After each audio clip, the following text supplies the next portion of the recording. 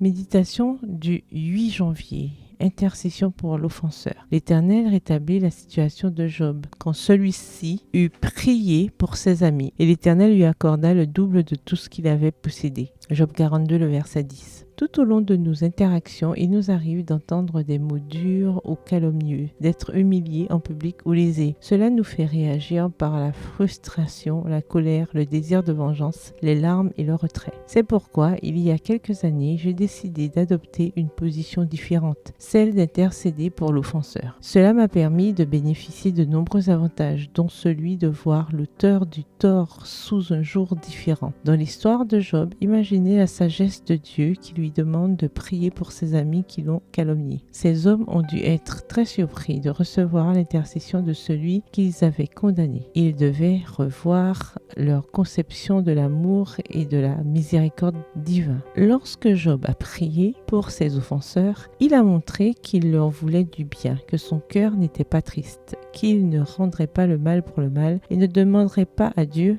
de réparer. C'est alors que Dieu a modifié la situation de Job. Il y a quelque chose de significatif dans cette expression. Le chagrin et le désir de vengeance sont des sentiments négatifs qui maintiennent de nombreuses personnes dans l'esclavage. Cependant, la pratique de l'intercession pour ses ennemis est la clé divine pour libérer l'offensé de cette prison. L'intercession soulage l'âme de l'angoisse, de l'envie de vengeance, de l'autosatisfaction et de l'apitoiement et nous fait prendre conscience que nous ne sommes ni meilleurs ni plus justes que notre offenseur. D'un ennemi gigantesque, il devient à notre taille, avec ses vertus et ses défauts, et a autant besoin de miséricorde que nous. L'intercession pour un offenseur est miraculeuse. Nous disons souvent que c'est pour le bien de l'autre, mais en réalité, c'est l'intercesseur qui en bénéficie en premier. Après tout, l'agresseur n'a souvent aucune idée de ce qu'il a fait à nos émotions. Lorsque nous prions, nous exposons à Dieu nos faiblesses et celles des autres. Nous sommes alors remplis de l'Esprit Saint et recevons les vertus que nous demandons à l'autre. Intervenir pour l'auteur de l'offense a été la meilleure réaction que j'ai jamais eue face à une offense. Des personnes qui m'avaient déçu sont devenues mes amis et mes partenaires. Et les moments de tension se sont transformés en moments de paix. Tentez cette expérience. Bonne journée, que l'Éternel vous bénisse.